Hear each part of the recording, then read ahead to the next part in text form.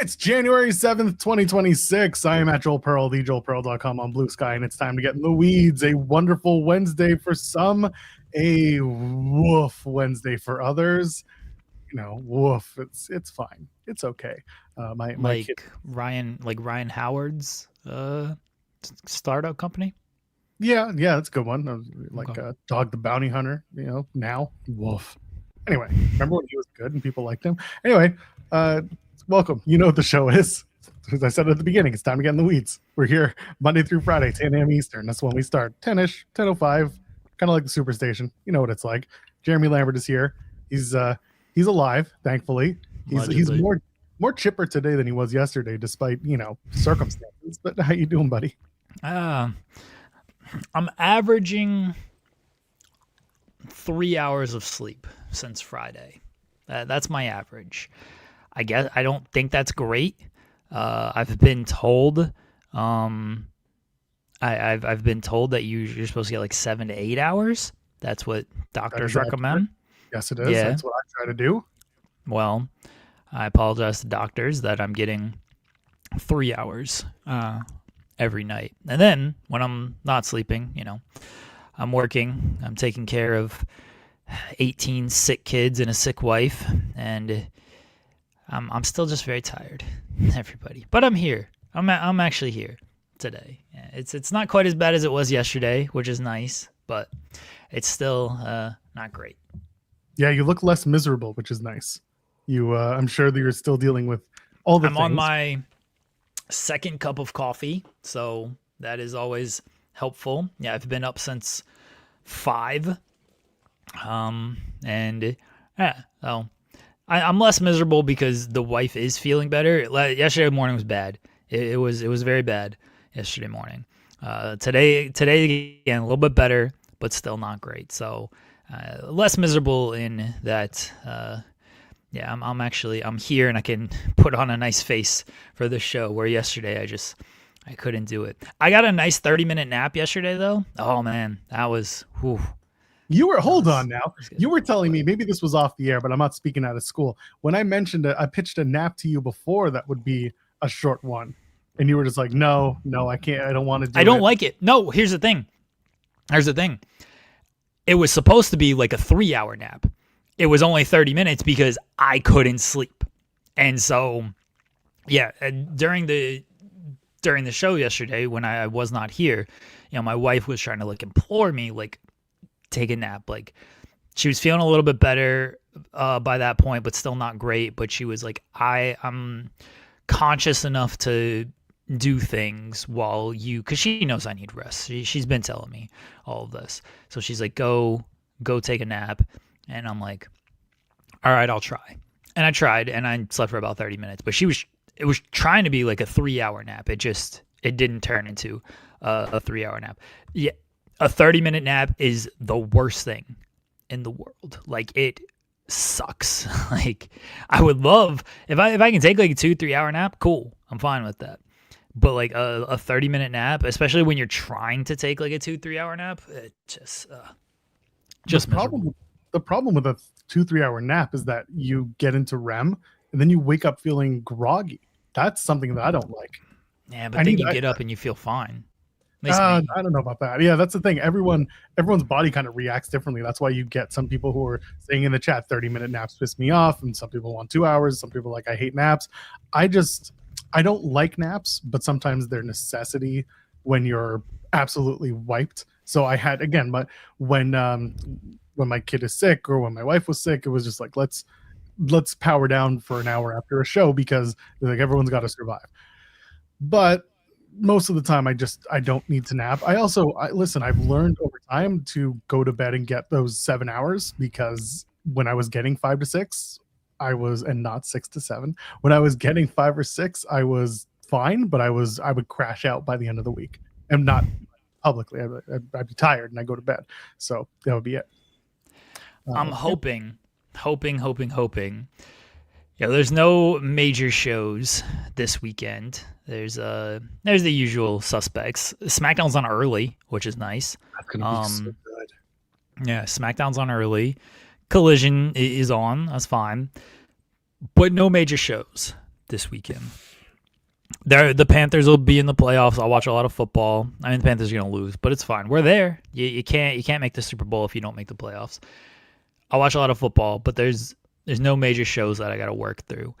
I'm hoping to just like sleep all weekend. I'm hoping the wife feels much better by the weekend, and she's on and off right now, but hoping she's feeling much better by the weekend, and she's gonna like tell me to just go. She might like whack me over the head with a chair to knock me out to make sure I sleep, because she knows I'm just completely running on fumes. Like I did yesterday morning. You know that point of like you're so exhausted. I mean, you do, Joel, because this happened to you. I'm gonna tell you about that shortly. Go ahead. Yeah, you know the point where like you're so exhausted that you just throw up.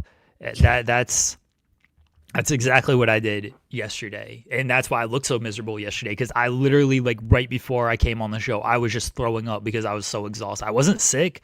I felt fine. I was just so exhausted that I was throwing up. Yeah, so we're dealing with that right now. My kid is home because he has not, like, at the end of the break, he was just not doing well with going to sleep on time. He would fall asleep at like 9:30, 10 o'clock, and he's almost 4. He needs the rest, but he was falling asleep so late, and it was just not good. And then he wasn't getting enough rest. He goes back to school. He came home yesterday and I think he was so exhausted, he just threw up all over me, and it sucked. You deserve it. I did deserve it. And then he was fine. It was like a drunk guy who was like Chuck and Rally, because all of a sudden he was like totally fine. He was happy as a pig, and you know what? And then we had some dinner together, and usually I've talked about this before, but at dinner time he and I will hang out. I'll make something, and then my wife will take a break while she eats, and I read some stories to him, and we'll just read a book and we'll chat and all that stuff. So he's eating. He doesn't eat a lot, but he eats enough, and then get him ready to go to bed, and he's still up when I put him down. And at 8:30 he's like, I feel sick again. And well, that was number 2. He went to sleep. He got a good night's rest, but yeah, we kept him home today because just not fun, because he's been exhausted, but he got enough sleep today that hopefully he starts to get back to normal. I think it was just the scheduling, was the lack of rigidity in his schedule was getting to him.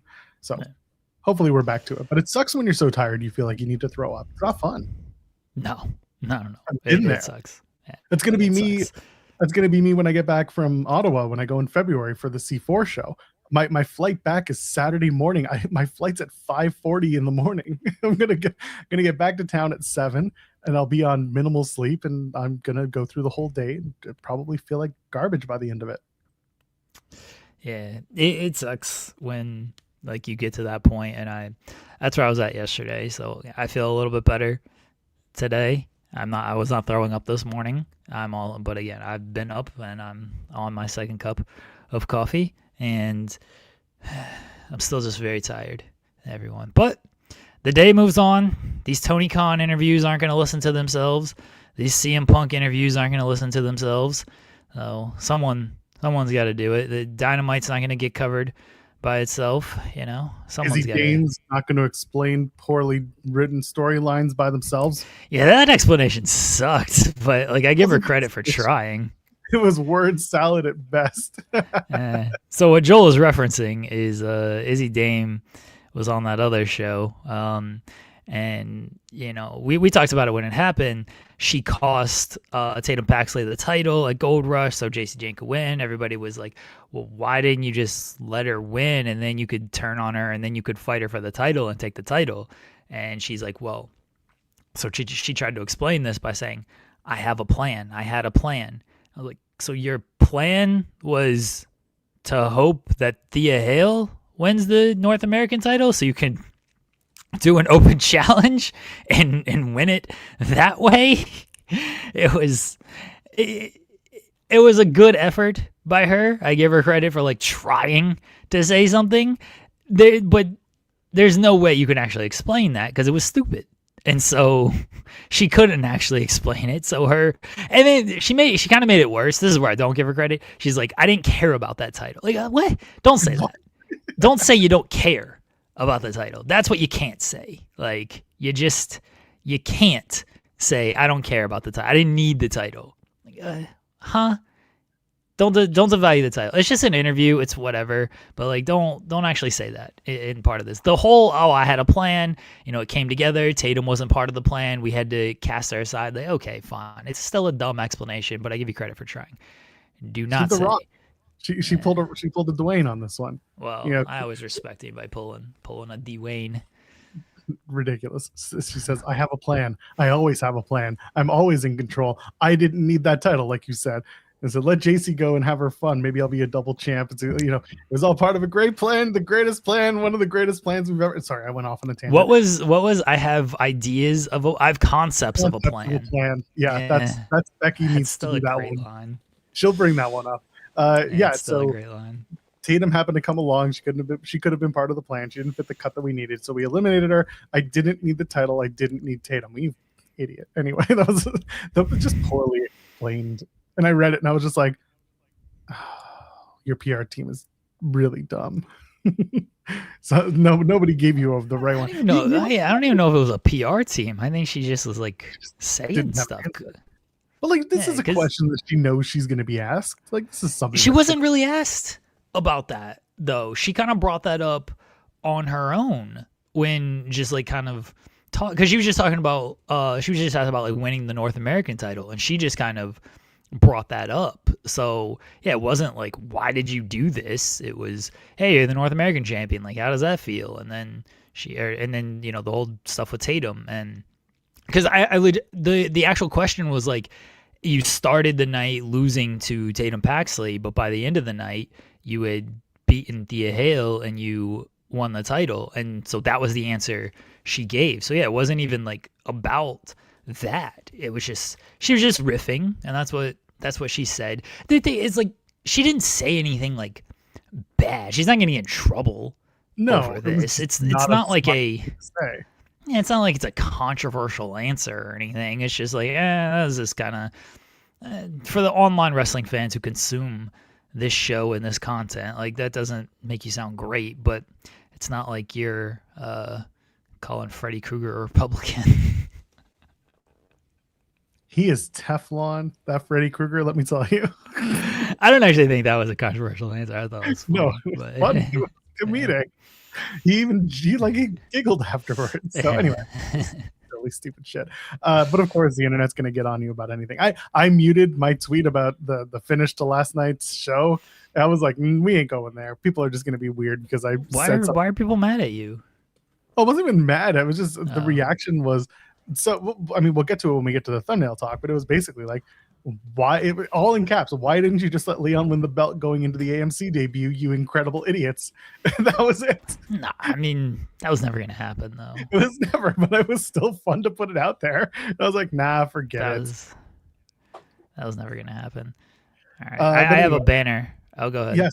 We got to do the setups.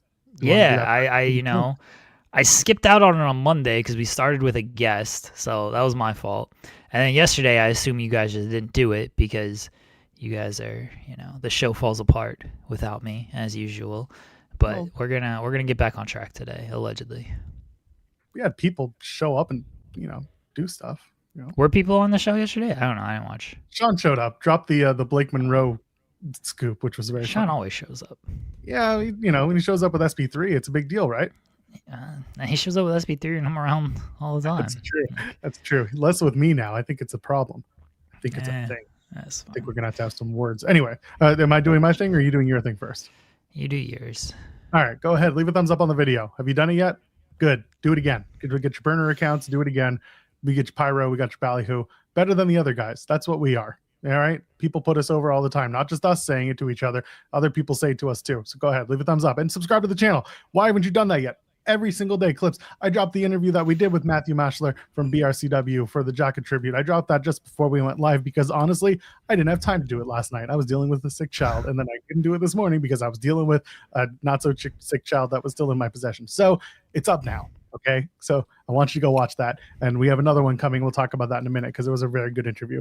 Also, you can donate a super chat any amount, get your question or your statement read on the air, which we always appreciate. Tenruza saying the real news is Tanahashi's getting his hair cut. Good for him. He deserves to have a very corporate style haircut and new knees for Hiroshi Tanahashi. I hope he gets What is both. a Tanahashi like? Does he go bald?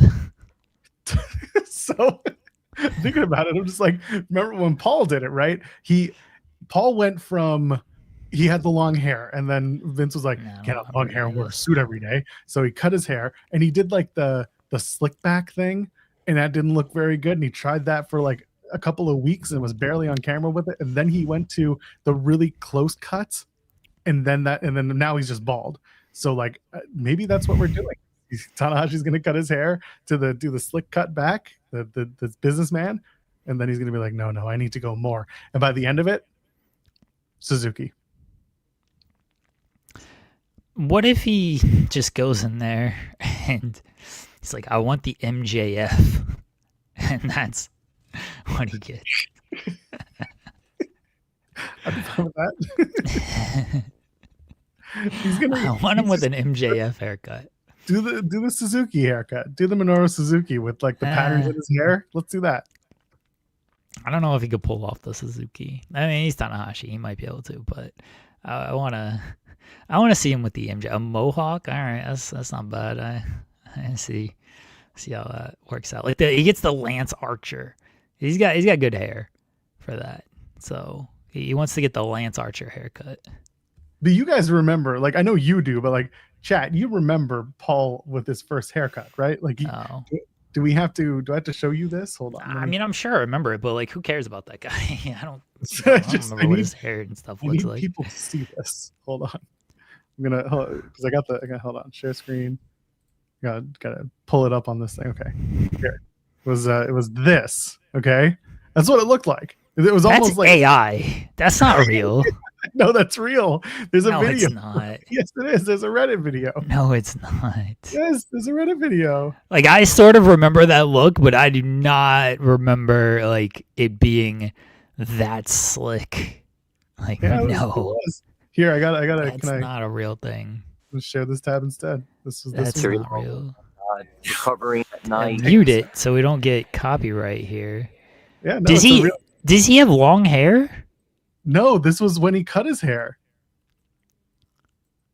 That looks awful. He was like taking photos of people. You can see the side there. Yeah, he did the slick back. Oh man, that looks terrible. Yeah, it did. No wonder he just went bald. That sucks. Yeah, well, that was that. Yeah, it looks like he went to Turkey for that. That was the thing. This was when his hair was still like he's still the long hair. He just did a snippy snip. Got rid of the ponytail. Nah, that sucks. That haircut sucks. Tanahashi should not ask for that haircut. And then he started going with the closer buzz. Yeah. And now he's just bald. Anyway, Tanahashi should not do that, but he just might because that's the corporate haircut you go for.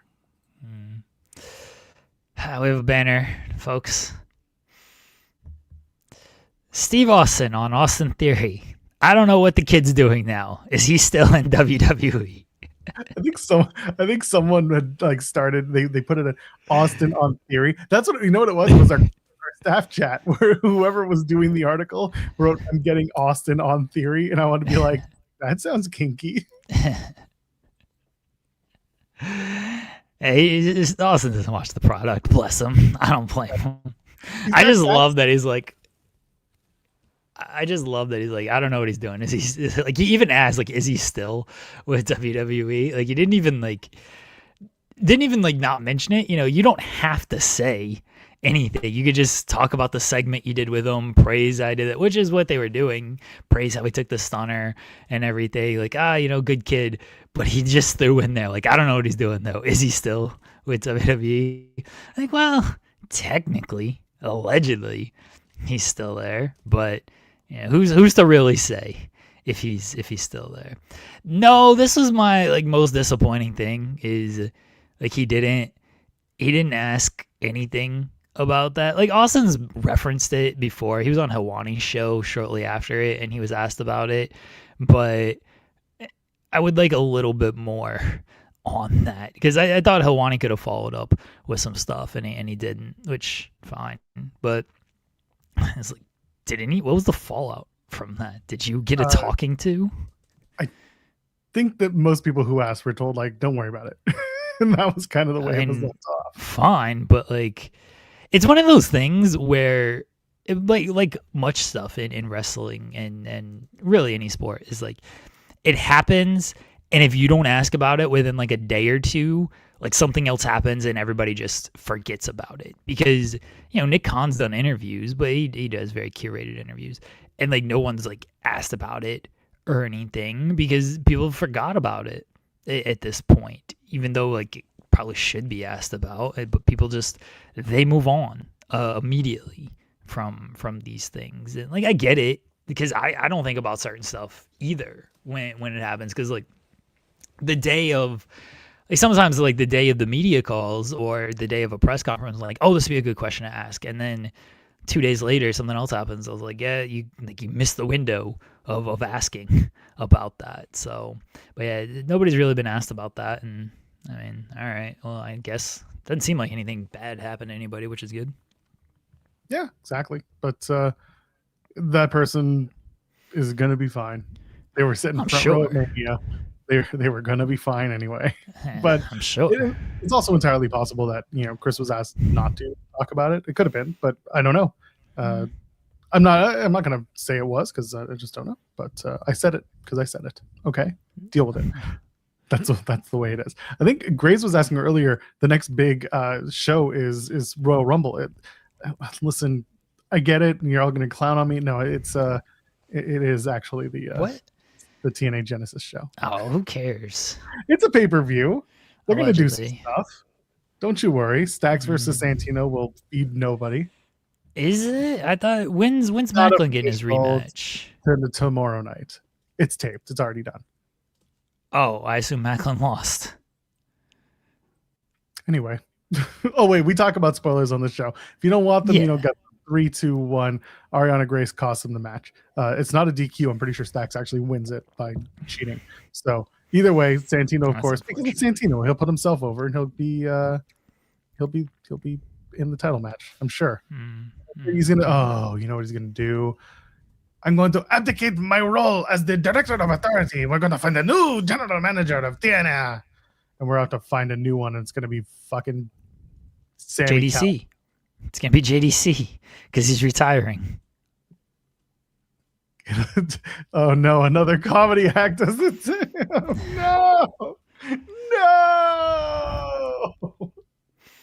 This company lives to ruin me. I like JDC. It lives to ruin me. Yeah, that's who I'm going with. That's my prediction. If it comes to fruition, that what you said. Who will feed more families, Stacks versus Santino or Stacks versus Shiloh Hill? Shiloh Hill, unfortunately, will feed more families because there are fewer teeth to feed. I guess so. Oh man, if it's Dixie Carter, I'm all for that. That would rule. It's not going to be Dixie. Well, I know it's not going to be, but that would rule. It would be great. Maybe it's EC3. He left the NWA. Maybe he comes back to avenge his aunt. Trouble.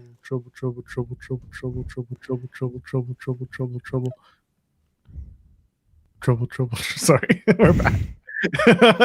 Yes, I don't know what to expect, but yeah, Genesis is the next like big-ish show. It's a pay-per-view. It's a TNA pay-per-view.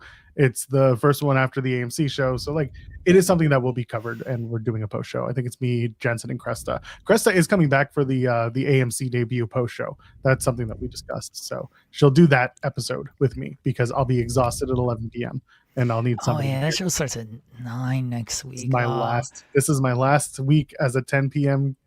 post show. That sucks. Yeah, tell me about it. Oh, Tommy and the Busted Open team. I swear to God, if someone from Busted Open is the new general manager of TNA, I'm gonna write angry letters. Isn't that a conflict of interest? I mean, I guess not, but no, of course not. Not for them. They used to have Tony on the show weekly, and then all that changed. So what's the difference? Tommy and Dave did a spot. They did. Tommy and Bully did a whole Busted Open. Anyway. That's what got me in touch with Dave because I called out his performance. Yeah, my sleep schedule's in the mud after this. Going to bed at like 12:30 and just Nah, look, I as much as I want to do a show with Cresta, I certainly, one, I'm not doing it weekly. Absolutely not.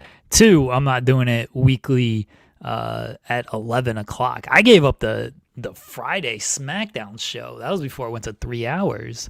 And I was just done doing 10 o'clock on Fridays because it just became too much. I don't like doing post shows anymore. It was fine. I like doing it with Sean during the pandemic because what the fuck else were we doing during that time? But nowadays it's too late for me, and it's just too much as well. Weekly as well as I do this show daily. I want to do a weekly show.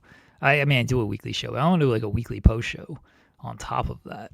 So you won't catch me doing the weekly post show. Maybe I do run-ins and whatnot, but I ain't doing. Look, I'm not saying I'm not a night owl, but I don't get to sleep. I don't get to bed anyway till midnight. Like, I like to at least be winding down at like 11, not starting a show at 11. That's my issue with things, really, is like, yeah, I don't sleep until 1 o'clock anyway, but I'm at least in bed watching TV, just relaxing, and I'm not just then getting to bed because I'm doing the post show and then all the extracurriculars that go along with it. And I'm up too early too. I'm up at 6 o'clock every day, so I really get no sleep with that. I ain't doing weekly post shows. Sorry, everybody.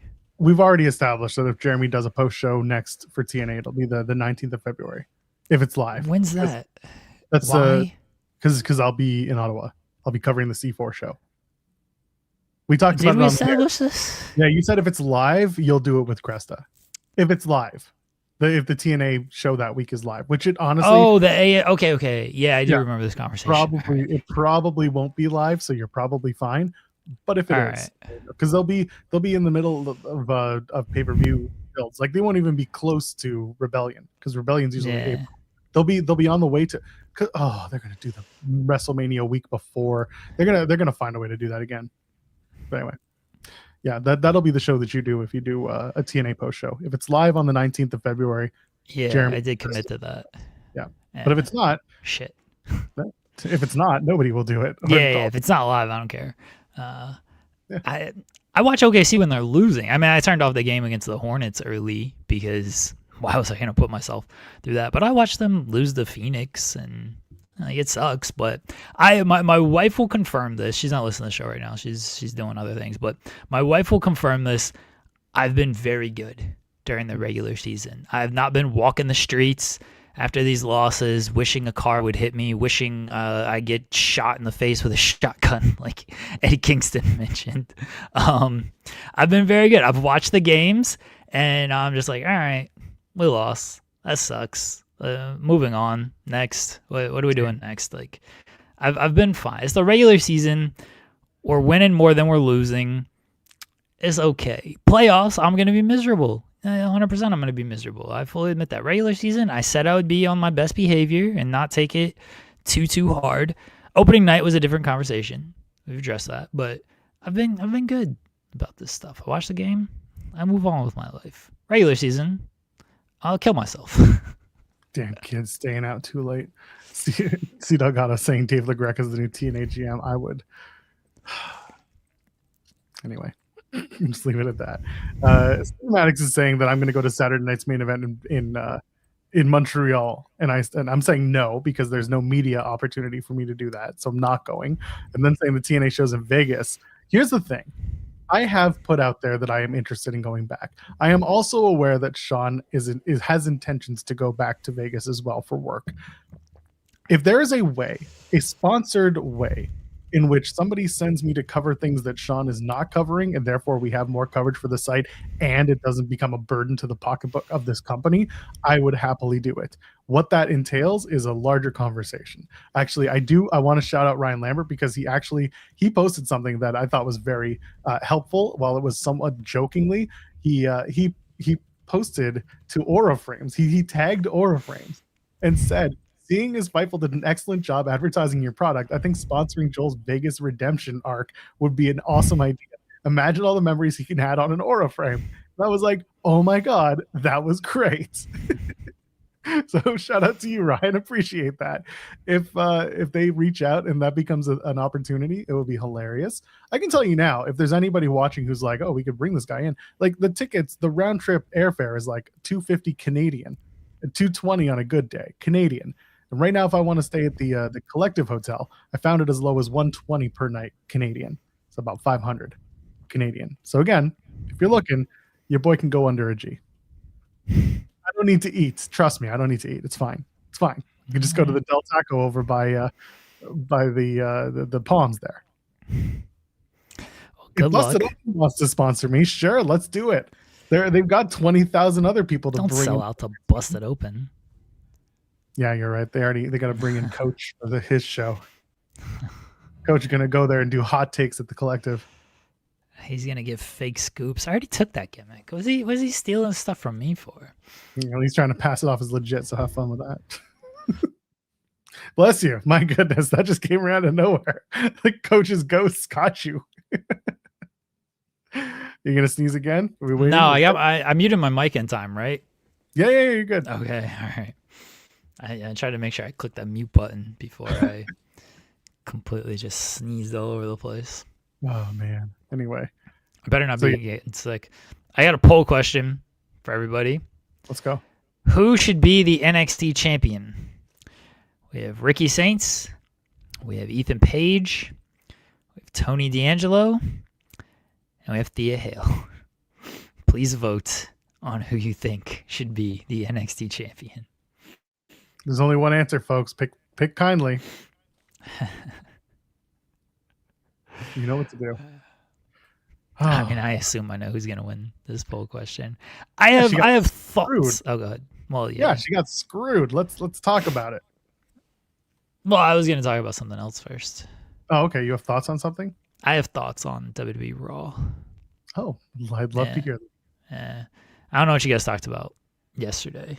Because we talked about the main, we talked about the overall presentation, but we didn't get too deep into the presentation. We talked about a few of them. We did a pretty good, review of the show without getting too deep because I believe you. I don't need that. Yeah, Zeri enjoyed us for a bit to talk about the main. Okay. Yeah. Okay. I believe you on all of us, but the Stranger Things presentation sucked. You bet. Bad. Like it was fine in that. The graphics were cool and like the set pieces were cool and that was it, but they didn't do anything with it.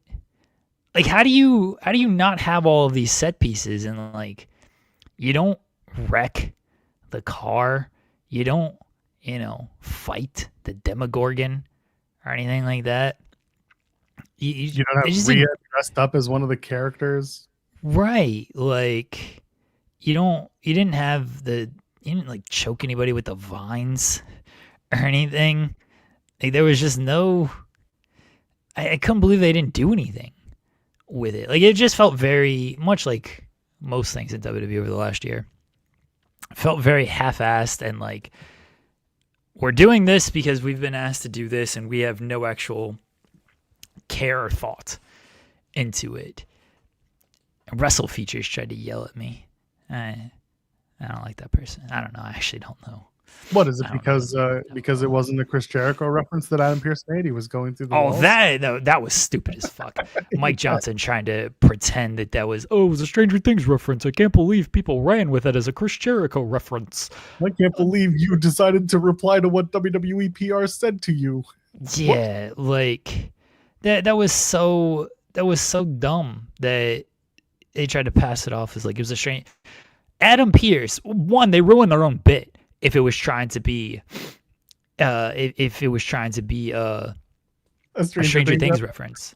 Because Adam Pearce is backstage and he looks at the Demogorgon and he's like, "What the hell is this thing?" It's like this man doesn't know a single thing about Stranger Things. So no, I don't believe when he says, "Who will break down the walls?" plural.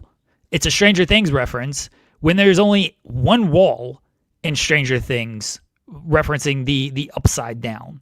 So no, I don't believe Adam Pearce was trying to make a Stranger Things reference. I believe Adam Pearce was trying to get people to talk about Chris Jericho, and it worked. People did talk about that, but let's not let's not pretend that he was trying to make a Stranger Things reference. I can't believe Mike Johnson was on that. Just amazing. So maybe one of the my chuckle clear.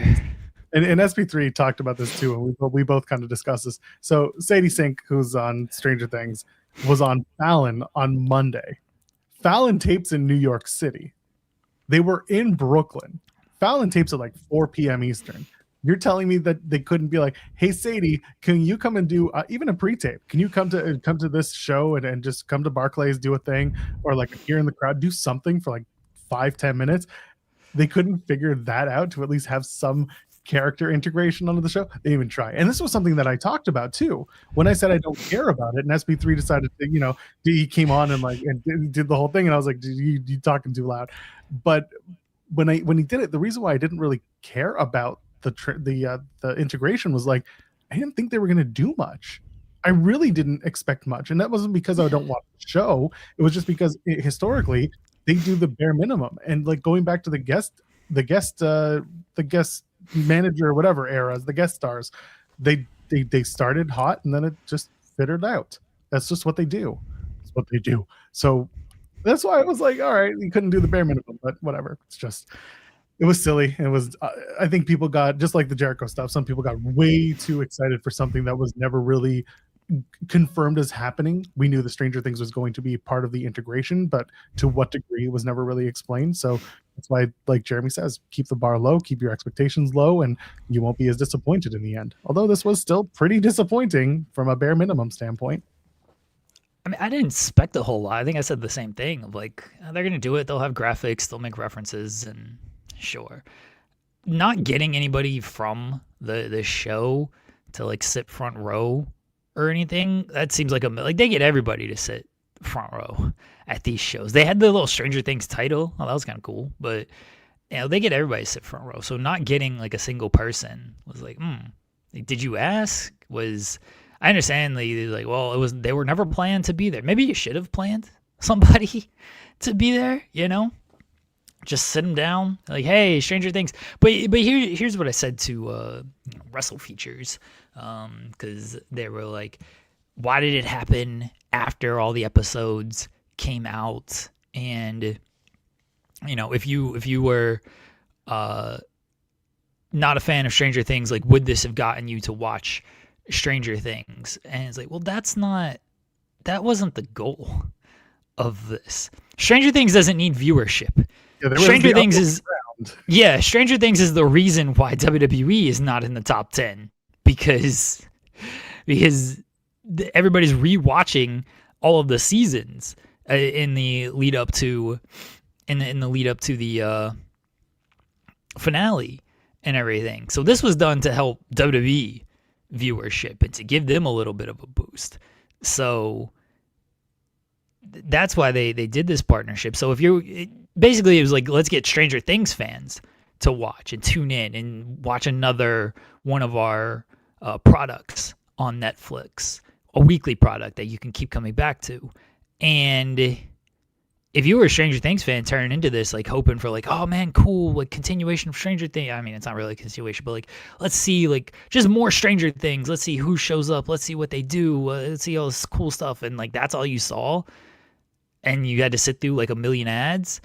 I can't imagine like any Stranger Things fans are like, yeah, I'm tuning in next week for this, because there just wasn't much to tune in for. So I don't know who benefited from this.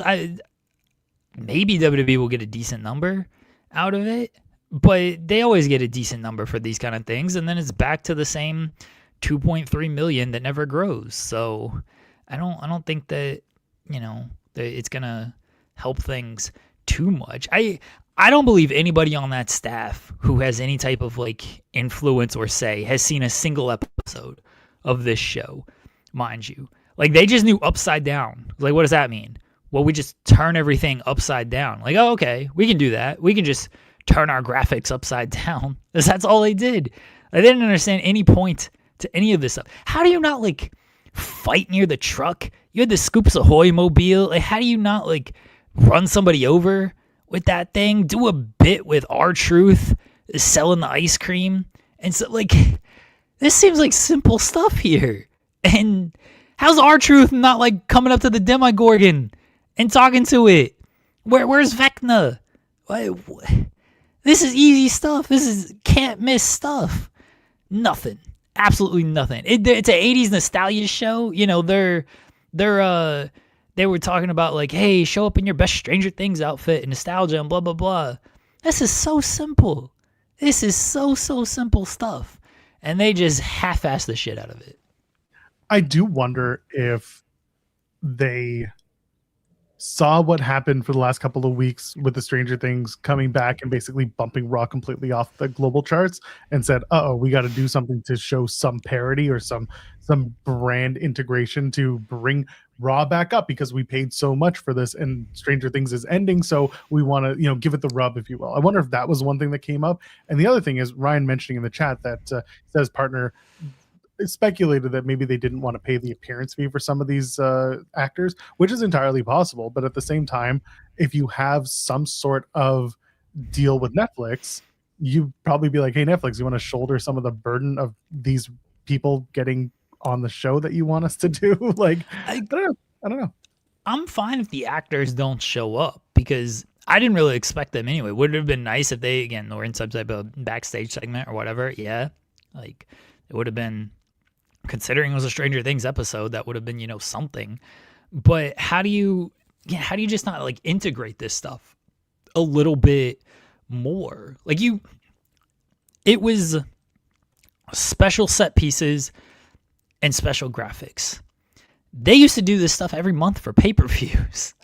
They don't now because everything's a giant screen. But that's all this was. Like, man, you couldn't do a little bit more when it comes to this stuff when you made it such a big deal out of this. It was disappointing. And people are saying, they used to complain about that type of skit with the goofy booking over events. Yeah, but you got to do it when it comes to these integrations and stuff. Like, yeah, people probably did complain. I don't know. I can't remember. Like, the guest host stuff, like, yeah, people complained about that kind of stuff. But, like, you got these people there. You may as well, like, utilize them. You have this partnership with whoever it might be. You may as well do stuff with it.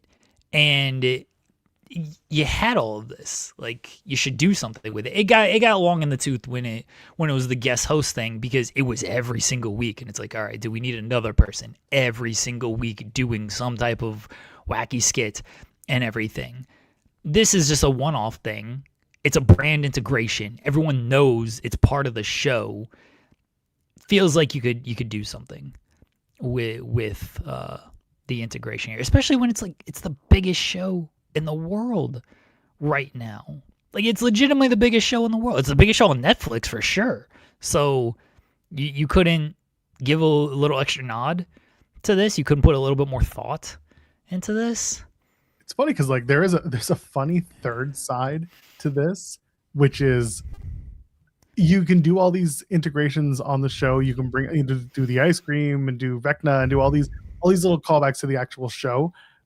But then you're also going to assume the knowledge of the audience and the knowledge of the people watching when you're like, it should be WWE first in the presentation. So this is almost doomed to fail from the beginning, because if all you're taking is the one singular thing that people know about Stranger Things, if you've never watched it before, the Upside Down, and you're just putting that out there along with some set pieces, then you were kind of doomed from the get-go, because your idea of doing like, what's his face? Oh my gosh, R-Truth selling ice cream. How many people will get it, and how many people will be like, oh, that made no sense?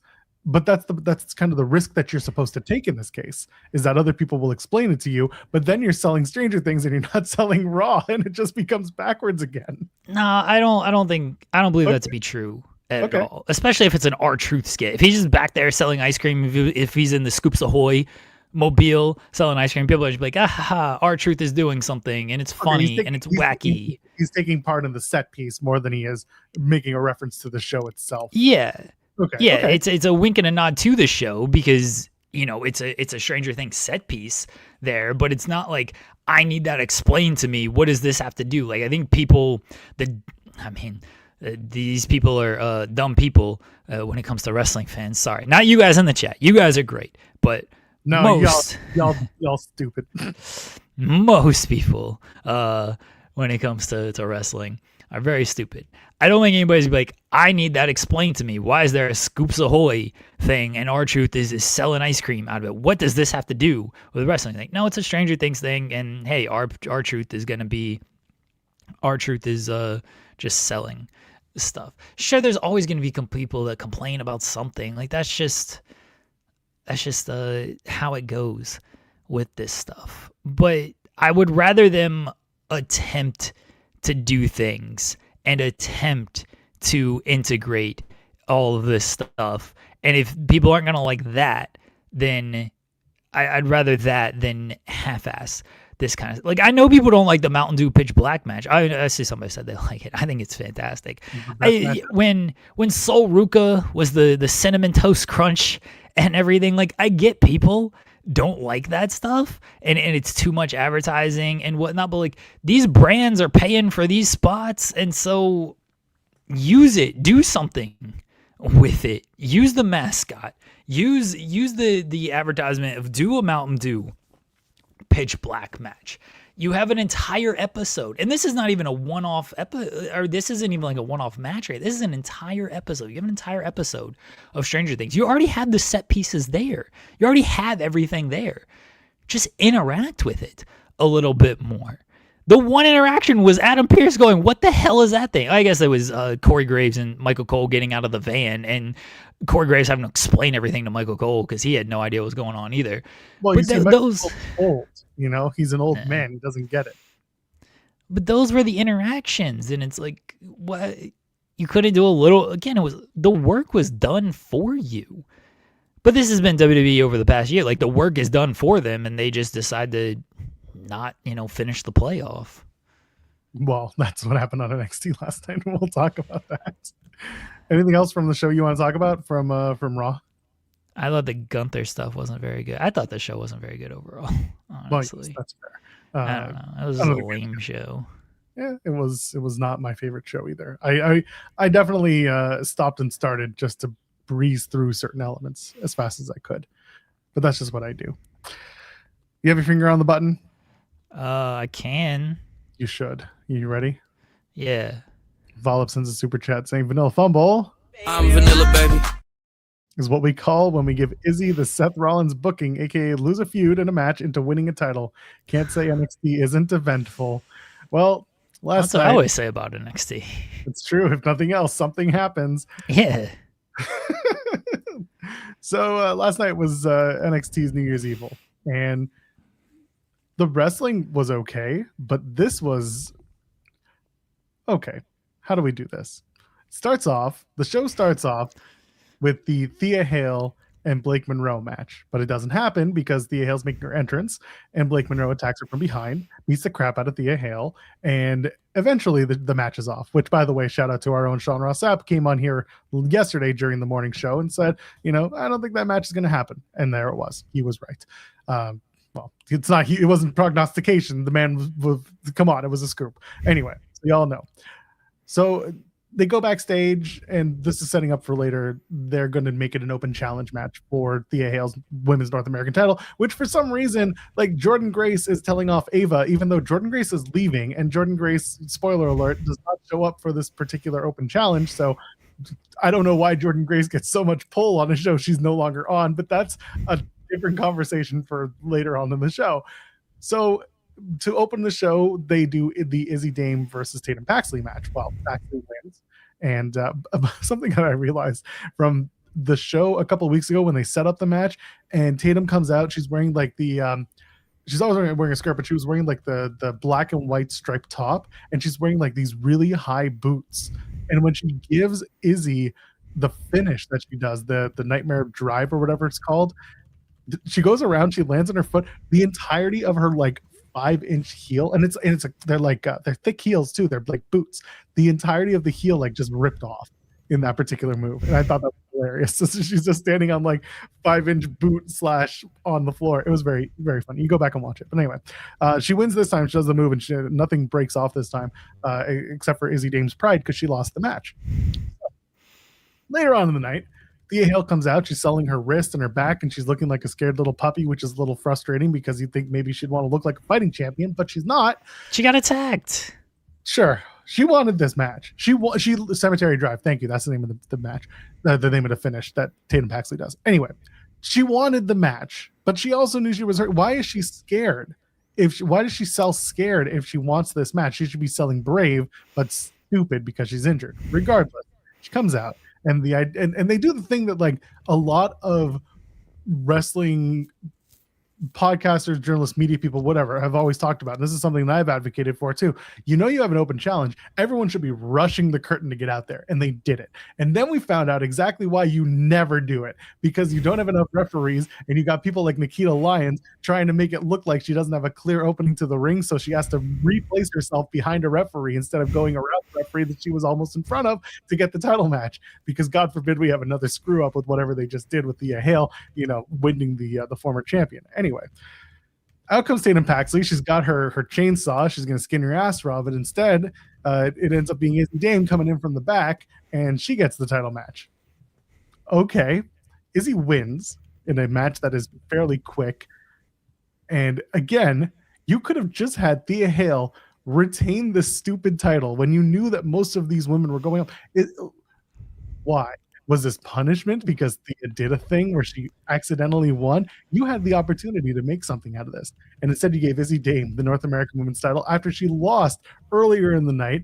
And like, people are going to be like, oh, she took advantage of a situation. She took advantage. That's why she won. That's why it's okay. No, it's not okay. She's still a big loser. She shouldn't have gotten the opportunity. Even if she tricked everyone, Tatum should have gotten that opportunity by just going in the ring and just sawing everybody first. And then she could have just won the match. Charged manslaughter, but at least you would have won.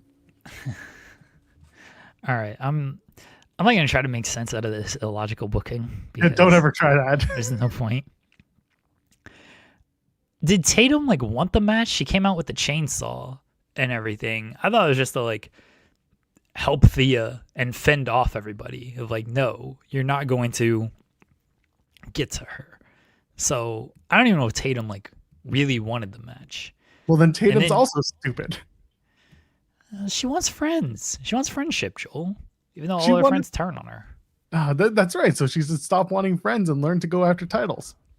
I don't fully disagree, but being a champion also cost her friends. So she's in a weird position right now. So Izzy getting the match, it's an open challenge. I can't be super mad at her taking advantage of the open challenge and getting there the way she got there, even though she lost earlier in the night. It's an open challenge. Okay, why didn't Thea Hail retain when she could have? And she's the champion and Blake Monroe's going up. My guess, I don't know this for certain, my guess, Blake's going to beat her and get that win back. But because Blake is going up, they didn't want to have the title on Blake. I guess she could have just beat her and then set the title down and then gotten called up like we saw in the main event. But my guess is they've done that with everybody tonight last night. So my guess is my guess is they just wanted the title off of Thea because Blake's going to beat her on the way up, and then that was that. Now they've spent weeks of Blake being mad not only that she lost, but that she lost her title and wanted her title back and everything, and now she's basically saying, well, the title isn't that important. I just want to beat Thea. But I don't think they knew 3 weeks ago when all this stuff happened that Blake was going to get called up this quickly. So they were a little handcuffed on the situation there. Look, could Thea have just beaten Blake and then Blake gone up? Yes. I don't love when they beat people on the way up to the main roster. I think that's stupid because it always, it goes back to the, oh, well, put somebody over on the way out of the territory type of thing. But you're not leaving a territory. You're leaving for a different brand under the same umbrella. So if I'm looking, I'll take Javon Evans as an example.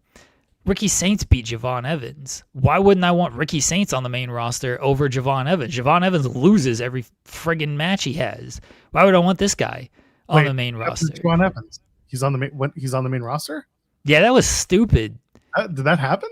Yeah, that was dumb as hell.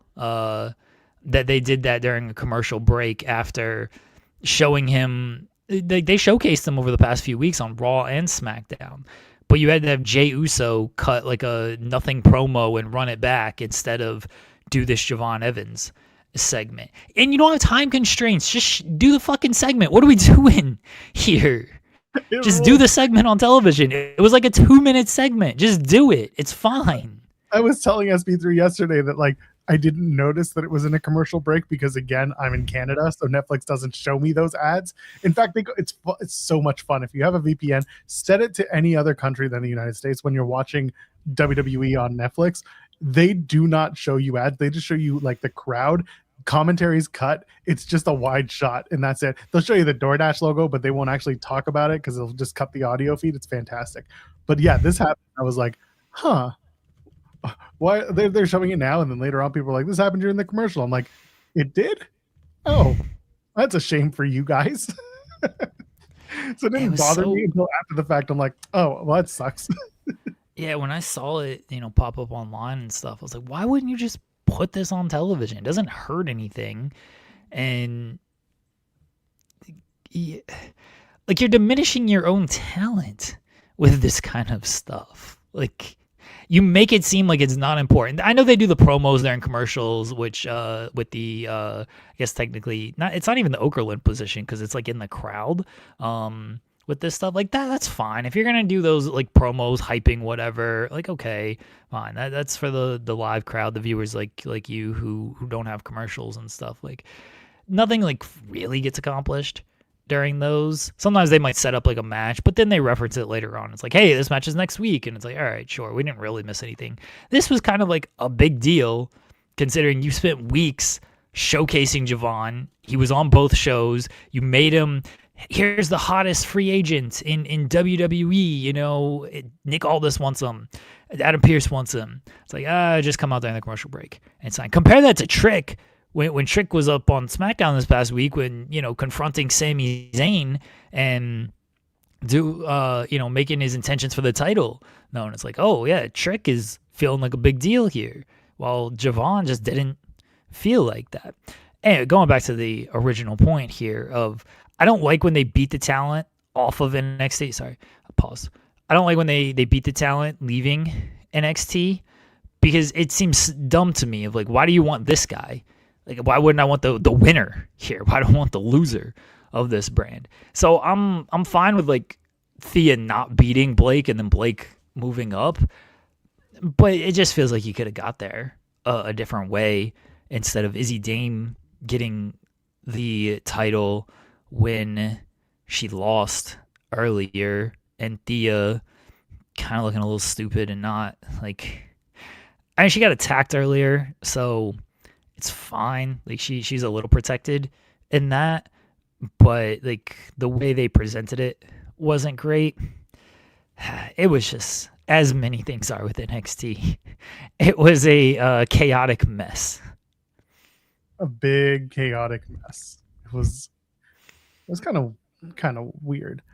Grace saying we get ads on Netflix and Canada. I do not. I mean, on WWE shows, I never get an ad on Netflix, and I'm on the basic tier. So great. Now that I've said that, they're gonna just hit me with ads every 2 minutes. This was not great. But, we're kind of just it is what it is. But see what I did there? Mm-hmm. And it's not. Listen, you know why they put that title on her? Because she had a plan.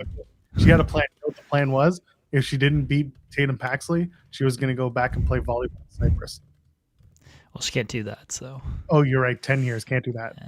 Well, they were like, no, Blake, don't. And then they gave her the title. He's like, haha, suckers. Can't go back there for 10 years. I called your bluff. And WWE's like, that's not what calling your bluff means. And she's like, shut up. It is what it is. And then she just walked away. There's nothing that like excites me about this title win. At least with Thea, again, we were excited because it was different. It was unexpected. Yeah, because it wasn't planned, so it rolled. Exactly, and that was one of the things that, like, again, feature or flaw. We talked about this yesterday when discussing the main event from Raw, and like feature or flaw. It was messy, but it was messy in a good way that made the match a little more exciting and a little more entertaining in an otherwise like fine main event. They did again. We talked about the main event, but regardless, you had something that was unexpected that you could have turned into something more, and instead you're just like, nah, you know what? Let's just go to Give It to Izzy Dame. It's like, well, that's not unexpected. That's just silly. It's just not worth. But it's like I said, it is what it is, and we're all stuck with it. The culling has gold once again. Sure. Yep. What's next for Thea Hail? The World Championship, obviously. That's right. That poll, we're gonna get it. I swear to God, it's gonna happen. Josh G from Connecticut saying, "Salutations to my favorite morning hobby show." Is that what we're calling ourselves? Morning hobby show? I'll tell you.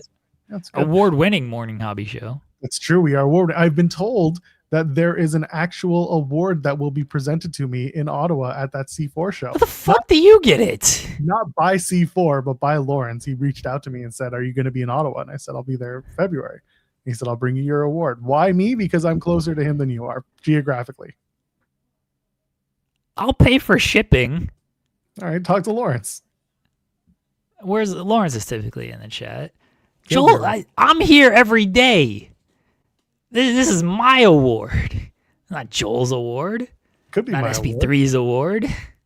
Why? Because you show up. You show up and talk and do bits. I don't miss the show. You guys miss the shows. I think SB3 would do it every day, honestly. You run from the grind, Joel. I do not. I did the show yesterday for you, you asshole. I know. Still, this whole show it's my show. I take all the credit for it, too. This whole show is my idea. It's my title. I'm here every day. I should get the award. Not Joel. Yeah, the ITWGM should get the award. True. She's the true star. Make her pay for the shipping. Make 3 awards is what should really happen. There's 3 hosts of this thing. We should all get the award. Yes, Grace, I'll make sure that you get to see the award in person. Maybe we'll take there will be no award to see in person because I'm making sure it gets sent to me and not to Joel. What if there are 2? What if I'm given 2? You'll never see one of them. They'll be on my back tables. That's what you get. Anyway, the other part of Josh's super chat. The next NXT champion should be Dr. Redacted, since they've redacted all logic. Shout out to GCW's Dr. Redacted. Oh, man. They should bring him in, but he should, he's like deathmatch guy, and they're not going to do that. He should be like Dr. Redacted, though, and like a real doctor who just redacts everything. Yeah. It'll be the doctor that worked on Thea Hail when she was injured in the back. Yeah, exactly. They'll be like, release the files, and it's just all redacted files. Oh, this is too perfect. I love it. And he's from Venezuela. C Delgado adding in, this better end with Oba destroying Cody at Mania. Well, buddy, don't hold your breath. Last night's main event on NXT, Oba Femi retains the NXT title over Leon Slater, the TNA X Division champion. Once again, as I say every single time he appears on television, they want Leon Slater so bad. They want him so bad. Yeah. To the point where, honestly, I wouldn't have been surprised if they had given him the title win last night. And had him AMC with the NXT title. Yes. No. They were never going to do that. Be good partners. Be good partners. Why are people be a good partner? When have they done good partnership? They got them the deal, Jeremy. They've got their good soldier Matt Hardy out there being all like, number two, this is number 2. And you got Lance Storm. Lance Storm's out there being like, there's going to be a week. Maybe Dynamite's on a different day. Maybe it's been preempted by several hours, but there will be a day when we beat their numbers on AMC. And I'm like, well, you really added every single caveat you could on that comment. Good for you, Lance. It's going to happen. But anyway, they're going to do it. They should have put the title on Leon and let him be the guy. They had Carlos Silva there sitting in his chair waiting to get up. And instead they were like, why don't you just stay over there, Mr. Silva? They were never going to put the title on Leon. How dare you? Are you stupid or are you dumb? How dare you? It was never. I'm not the Camille of this conversation. You are. I am not. You are. Anybody who thought they were going to put the title on Leon Slater, and I love Leon Slater. They love Leon Slater. He's going to be signed by WWE by the end of the year. But they were, well, maybe. They were not going to put the title on him while he's still with TNA. And they were not going to have him show up on the AMC premiere with the NXT. They like Leon Slater. They don't like TNA that much. They like TNA enough to, put their arm around them like, hey, guys, what titles can we take from you? They don't like TNA enough to go, what do you guys need from us? That ain't happening out here. The title was never, ever. Chris Jericho reference. He might show up on our show. Or was it a Stranger Things reference? Ever showing up. He's never showing up, but he was never winning that title. I'm sorry. Don't be dumb, people. Wow. How dare you? Wow. No, we knew that Oba was gonna win. We knew. Listen, I just wanted Leon Slater to win because of the TNA vibes. And because we know that he's going to WWE the second that they can buy him out and prove that, you don't need to be here. It was another moment that could have been, in my opinion. It was another moment that could have been. And instead, they went with Oba wins. And then this is the more egregious thing that people have all taken to. And I think it was no. They go to the back. Oh. And they do the whole next year, this year, 2026, Evolve Talent. You all have the chance now that these 4 people have moved up. So we're going to have 4 more roster spots for you 26 people. Oh, by the way, we already have, Shawn Legacy coming up, and, the Swipe Right are going to be up too. So that's already 3 of the 4. And I'm sure that, Callie Armstrong will probably come up too. Anyway, the point is we have all these spots now available. And then all of a sudden, Robert Stone's like, did you see it? Did you see it? And he was like, see what? I'm addressing my people. They go back and it's like, Oba. They're making it sound like Oba had a heart attack. And here's what's really weird about it. If you watch the video and so he retains, and they keep the camera on him extra long, he starts to hunch over the camera. And I'm like, are they going to fake a heart attack with Oba Femi? While he's holding the title, he's going to fall over and, die. But no, they don't. But the way that they set it up, I was like, did he have that heart attack off camera? And then he's just like, they left the title in the ring, and now Oba Femi's in the Upside Down, right? That's what happened. Went to the portal, and that was the Stranger Things reference, even though he's going to SmackDown.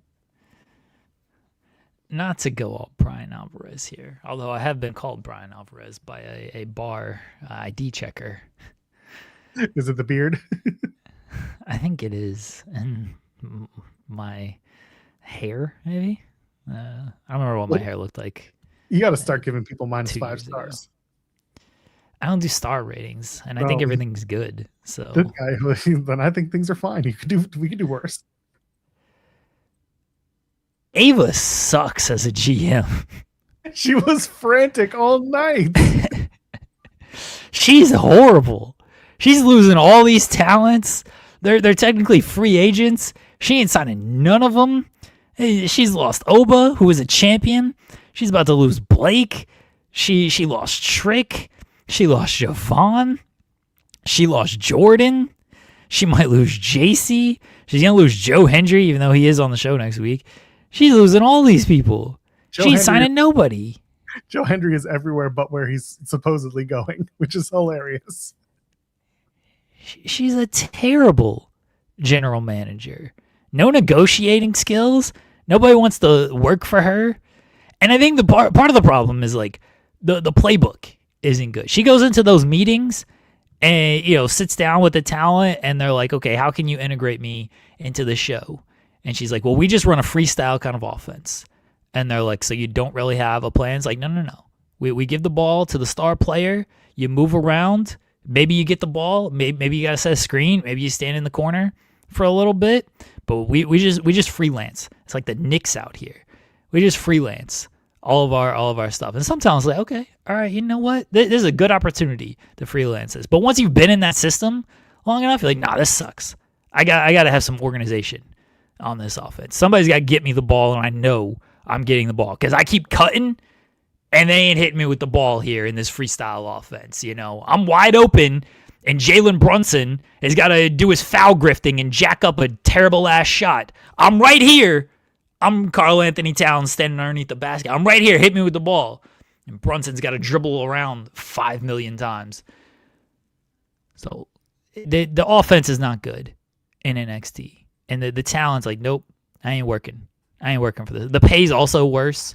That doesn't help, Well, it depends who you ask. You don't have to travel. You get to stay in Florida.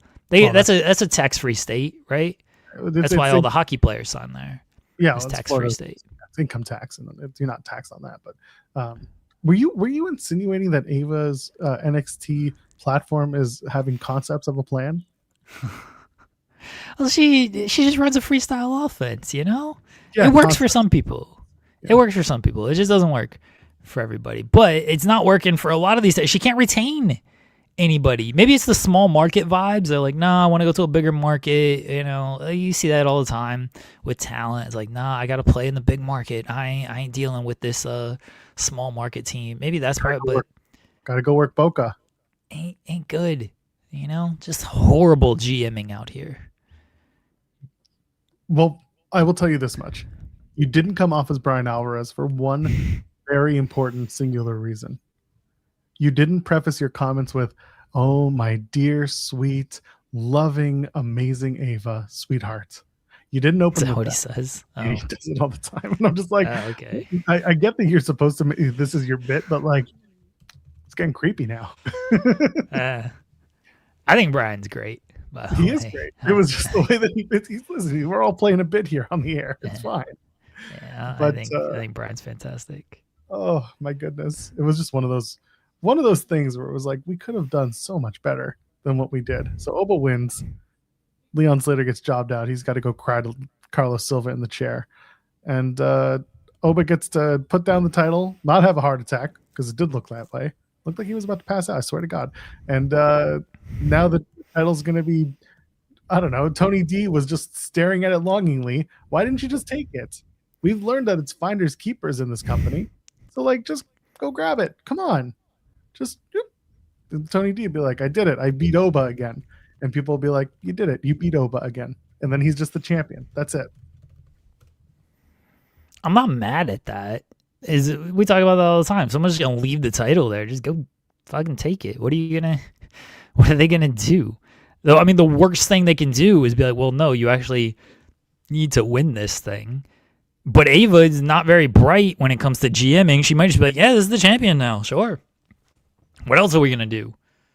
So Tony D might be the champion. So how are you gonna get there? Is it a tournament? Because Vengeance Day is the next show for them. That's the next big PLE. And I assume that's going to be February 12th. 14th is Valentine's Day. So Vengeance Day on the 14th. And do you do an entire month of matches to get to there? Or do you just have people come out and talk like they did with Ethan Page? The parade of failure champions, failure challengers coming out and doing their shtick. How do we get there? Is it the return of the Dusty, and the Dusty wins the vacant title? JC Jane, if she gets called up, as reported by Fightful Select, there are talks about bringing her up. If they decide that this is it, JC's still the champ. Do they let JC give up her title and the women's and men's Dusty Cup for the quote first time ever, which WWE loves to do? They do a Dusty Cup where the winners on both sides win their respective championships. Do we go that far? Wait, what? With this Dusty Cup? Oh, bring back the Dusty Cup, and for the first time ever, the winner gets the titles. It's a tag team title. It's a tag team tournament. It doesn't have to be. You could just make it a singular tournament. They'll do different shit all the time. I thought you were going with you do the Dusty Cup and the tag team partners, and then the tag team partners have to face for the title. Oh, that's great. We can do that too. That's basically Battle Bowl. I don't think they have the depth to get there. They just pair up teams, They just it's just random people. Well, yeah, that'd be funny. Dark State, baby. Dark State winning those titles. Dion Lennox versus Shake One Sugar. That could be okay. I'd be okay with Yeah, that one. that'd be good. Nah, you'd have a The breakout, but it's not a breakout tournament because then you're lessening the world titles or the main titles you have because they're not world titles. all these ideas suck because they involve too much wrestling. That's why they're no good. There are several weeks until we get to they could crown a champion before then. They could crown a champion like in 2 weeks on the 20th, and then they have 3 weeks to build to a pay-per-view match. All these ideas suck. Well, it should be a heist. The title should be in Ava's room, right? Ava's locker room, Ava's office. Yeah, should be in her briefcase. Yeah, in her allegedly what she has. Yeah, and you gotta steal it. And whoever is in possession of the championship at the time of Vengeance Day. So here's how you fill a month. Whoever is in possession of the championship at the time of Vengeance Day, they are crowned the new champion. It should be a full-on heist out here. I watched a lot of Brooklyn Nine-Nine. Those are some of the best episodes, the Halloween heist episodes. That's what I would do. That's how I would handle this situation. That's how Ring of Hallucinations would handle this situation. They don't care about wrestling in NXT. They're there to, they're there to do wacky backstage skits and whatnot. So, you know what would be really good? It'd be really good. Here's something. Here's something they could do. Joe Hendry has like a mole in. He has maybe it's you, Joel. He has like a mole in Ava's office. He gets someone to go into Ava's office to have like a meeting. Ava's like not taking meetings because she thinks everybody's gonna steal the title and everything. You know what I mean? But Joe Hendry gets somebody in there. Maybe it's a kid. And the kid, Ava, what? Okay, what? He doesn't have Jeremy. He doesn't have a mole. He has an iguana. Okay, all right. I like Mr. Iguana being there. All right, here's where I was going though. A kid comes in and like, I want to meet Ava. She's my favorite general. It's already a big ass lie. This kid, she's my favorite general manager. All I want is a Make-A-Wish kid. I want to meet Ava. Like John Cena kid? No. I want to meet Ava. We said we could beat The Rock after we meet his daughter. So she goes in there. The kid goes in there. It's like, oh, Ava, you're my favorite GM. It's so great to meet you. You're The Rock's daughter. This is so awesome. And then the kid is like, you're my favorite GM, and my favorite wrestler is Joe Hendry. And then Joe Hendry, like everyone's looking around for Joe Hendry, and they're like, where's Joe Hendry? Where is he? And he doesn't appear. But the NXT championship is just gone. It's missing from Ava's office because Joe Hendry is so quick to get in, get out, grab the title. And now Joe Hendry's in possession of the title. So now people got to get it from Joe Hendry. And people just keep saying his name so he appears so they could take the title from him. But he doesn't show up with the title. But one time, this will be Dark State's bit here. Dark State calls Joe Hendry. This is how you bring it all back around, folks. Dark State calls Joe Hendry. Dion Lennox calls Joe Hendry. Like Joe Hendry appears. And Dion Lennox is like, where's the championship? He's like, the championship is hidden in a safe place. Cut to Joe Hendry's house. And Saquon Sugars is like tearing up his house looking for this championship. Cut to Joe Hendry's car. And Cutler James is tearing up the car looking for the championship. And just everybody's looking for it. And then finally they take the championship. Now Dark State is in possession of the championship. So now you got to go after all four members of Dark State trying to get the title. But now there's like infighting between Dark State out here because they're like, well, who's the actual world champion? And so they're all trying to like, well, we got to give this title to someone that we can trust. Who can we trust here? And who is it, Joel? Who do they hand the title over to at Vengeance Day? The new NXT champion. VACATES. Evil. The new leader of Dark State and the new NXT champion because he is in possession of the championship at Vengeance Day or whatever the fuck the show is. It's probably Vengeance Day. My final point here. Do a heist. Do a bunch of dumb heist skits and have fun with it. And if you need If you need ideas, I'm here. I cost, but I'm here. Unfortunately, Jeremy, this is the correct answer. Yeah, I know. They're going to piss me off with this It's ladder coming. match bullshit. It's coming back, baby. They're going to get the And biggest, ugliest NXT bright colored ladders they can find, and you'll be enjoying it. I know. They're going to do a ladder match because they don't have any other concepts of any other plans. So that's, no reason. No reason. that's all they know how to do.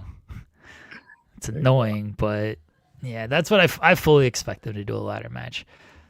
A heist would be so much better. Yep, but unfortunately, you get what you get, and you don't get upset. Unless you're on a wrestling podcast, at which point you probably get upset because it's wrestling. I'll get upset at another stupid ladder match. Wow, can't believe you said that. But also, not surprised at all. Anyway, so that's what happened.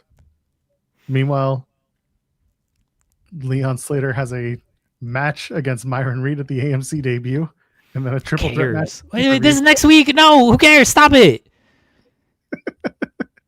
What? It's not like they're going to tell you anything else between next week and this week. We're not talking a week away TNA. What's wrong? What? No. We don't talk about Leon Slater. He's great. He lost. Loser ass Leon Slater. Great. So that just means he's going to win the North American title next week. He's going to beat Ethan Page. That's just what NXT's told us. The parade of losers, they all came out last night and they were like, Ethan Page, I'm going to beat you. And Ethan Page is like, I'm getting out of here. Forget this shit. That was the perfect entrance right there. Perfect entrance, perfect exit. Ethan Page should win all the belts. Let them send him up to main roster with all the belts. I mean, I agree. Ethan Page should be on the main roster. This is the thing. Like, why wouldn't you want Ethan Page? This dude wins. This dude's a champion. Why do you want these dudes who keep losing matches? You should want Ethan Page. But you don't get him. It really shows. It really shows like the lack of depth with some of this talent. And I'm like, what's this person coming out? Who? What? This person's gonna get a title shot? Okay, that's who you're going with. All right, sure. And parade of talent segment. Woohoo! Every single time, you're always gonna get it, and it's always gonna be equally bad. But it's okay, folks. Stax is still the TNA International Champion. What else? Kendall Gray and JC Jane was good. It was actually very good. Yes, I really enjoyed that match. It was expected to have all the bumps and bruises of having the Fallon Henley and Laney Reed in there, but I thought it was a match. The match was a lot of fun. It was a really good finish. It was a really great match. I thought Ren Sinclair getting the roaring encore to the floor, she sold that like death, which was great. Ren Sinclair again is someone I know that Shawn Michaels made the comment, someone to watch in 2026, but this was definitely like a really good showing for her, and obviously for Kendall Gray as well. It was people say match of the night. It was probably one of the best matches, the best match of the night, probably match of the year for some. I mean, Oba and Leon was really good. So it was. If this was yours, that's fine. That it was match of the night. I love JC Jane's roaring encore. I love just like a good hard strike. She gets you. She gets you with it. So rolling encore. Sorry, not roaring encore. It's a roaring elbow, but it's the rolling right, encore. Right. Yeah, it is a roaring elbow. But yeah, she gets people with that thing. So always a big fan of that. Both of these women should be on the main roster and replace Maxine Dupree. She also that finish sucked. That was a terrible ass finish. Just trying to way to make her look just dumb as hell during that. Like Becky leans back, just break the hold. You're literally looking at the referee counting. Even if you're not looking at the referee counting, it's right there. You hear it. You know you're getting pinned. Becky's shoulders aren't down. Just get your shoulder up. Break the hold. That was such a dumb finish. Yep. It wasn't good. Nothing else I can add to it. It was just so stupid. What else is there? That's pretty much it. Nothing else happened on NXT. That's right. Should we talk about this Eddie Kingston interview that we did? We have That's SP3 fine. is gonna get mad at me. Good, let him. The reasoning is I don't want actually SP3 very mad at funny. me. The reason is actually very funny. I don't want SP3 mad at me. Well, the way it came about is we're talking. We spoke to SP3. This was on Monday. We teased it obviously on the show, but we don't like to put it out there until it happens. And then Eddie was there right at 3:00, as was I, and Jeremy was there at a crisp 3:01, right on time to start. And we opened up. I have sick kids. No, it's fine. Jeremy opens up with how long you got, Eddie, and Eddie's like, "Oh, I got an hour. I just finished training," and I was just like, all right, I guess we're going an hour with Eddie Kingston. It was a really good chat, so I'm not going to give away too much of it. I think we're going to. I'll give away the whole thing. No, because we're going to air it on everything. Friday. No, it's yeah. You can talk about what we still talk about. You're going to give them everything. Come on. Oh, sure, but yeah, it was it was really good. I'm sorry, SP3. It was really good, and yeah, usually it was. So here's how all this kind of came about as the background to this. BRCW, as you saw, Matthew was on the show on Monday, and they reached out and they're like, hey, we got this Jaka tribute show. Do you guys want people, like, can you have Matthew on the show to promote it? And do you want do you want any of the talent on the show? I will say this, SP3. I put it in the group chat, and I think that was before I knew like the account was hacked, and Joel replied within like 2 seconds of when I put it in the group chat. So I do apologize though. I still could have messaged when you messaged me of like, hey, my account got hacked, and I can be like, hey, we're interviewing Eddie at 3, like, do you want to show up? I didn't think about it because my brain's been all over the place, and I also sometimes with like 3 people interviews, I don't love it. Like, I like when it's just 2 of us, just because it's like less going on, and I don't want to like overwhelm the guest with so many people. Like Sean showed up for the Gates of Agony interview, and like I get it, but I didn't like love that either. Like I like when it's 2 people. Like, I don't like overwhelming the guest with too many people. But I do apologize that like it wasn't that I didn't say anything about it. But I didn't know your account got hacked when I sent that. I thought it's just like, hey, where I'm just sending messages to the group chat as I do. So anyway, BRCW reached out and said, like, oh, do you want any like talent or anything? And so they sent me like the poster of like, here's who's on the show. And like, I recognize some people and some I don't fully recognize, but obviously I knew Eddie Kingston was on the show because I knew it was the Jaka tribute show and everything. And I'm like, if I'm going to shoot, I'm going to shoot out here. So I was like, yeah, what about Eddie Kingston or Ortiz? Ortiz is also on the show. I was going as big as I thought I could with that. And they were like, yeah, Eddie can do here. Eddie can do it this time. And I was like, oh, okay, cool. We're gonna hopefully interview Eddie Gates. So this is very funny for people who don't know. My wife is a big Eddie Kingston fan.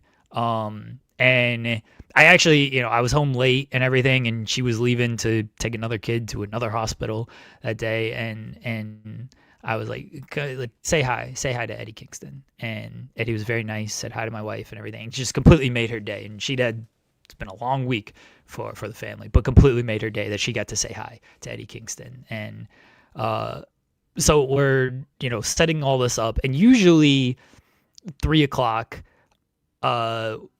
kids are in school. I got to go get a kid here, take a kid there type of thing. And I get the message that like Eddie can do 3, and I'm like, oh shit.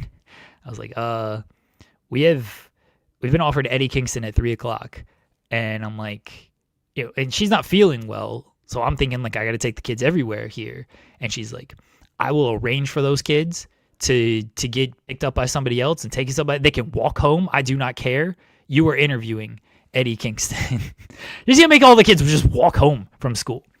20 what happens when you tell the kids you're going to walk home from school.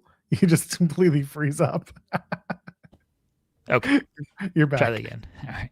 She's going to make these kids hike 20 miles home from school so I could interview Eddie Kingston. But we figured it all out. Fortunately, or unfortunately, there's so many kids home sick that like my schedule wasn't too bad to where I only had to get a couple. But I knew I'd be home around 3, if not a minute or two late. And so yeah, we get there. I figure 15-20 because that's what we typically try to do with guests. I don't like keeping guests too long. Usually it's during the live show as well. We don't always want to do like an hour with people. It's a morning show. You do 15-20, you get out, we do the rest of our show and everything. So I was just like, Eddie, how much time you got? He's like, I got an hour. And we were like, oh, okay. He's like, is that cool? Or you guys? I was like, well, normally I do 15-20 minutes, but like we ain't saying no to an hour with Eddie Kingston. You know what I mean? Like, we're not going to be like, well, no, we were only planning to do 20, Eddie. So we're not going to do an hour with you. So we did do a little over an hour, actually, with Eddie. And we talked about a lot of stuff. We talked about the Jaka Tribute show. We talked about Jaka and like what he meant to Eddie's career and kind of that whole scene there. We talked some AEW stuff, teaming with Ortiz, just how he's feeling in general. I did ask about the Sting photo with him and Moxley. We asked about Danielson's comments after the Samoa Joe match. I forgot to ask about the RJ City stuff, and I'm so mad at myself that I forgot to ask about that because I mentioned it to you that I was going to do it, and then the conversation was just going in so many different directions, and we were savage that I just completely forgot about it. So maybe we'll have Eddie on again, and I can ask him. Talking about his AEW references, we talked about South Park. Talked about South Park, yep. We talked about like what Eddie likes to watch when he's not watching wrestling. He likes to watch a lot of old wrestling. He did bring up All Japan. We didn't get deep into like the All Japan stuff, but he did bring up All Japan. And but yeah, he like watches a lot of other stuff that might surprise people of what he watches. But South Park was one. We did talk about sports. Eddie completely on my side when it comes to many things on sports. And here's my wife is cackling over here for people who can maybe or maybe not hear her because I told her, what the conversation was. And she's just like, you, Eddie and Sam just need to watch sports together. And we, the wives and girlfriends, need to just stay out of the way of you guys because you're all clinically insane. So we did talk about sports, talk about the Knicks. Eddie's a Knicks fan. What, baby?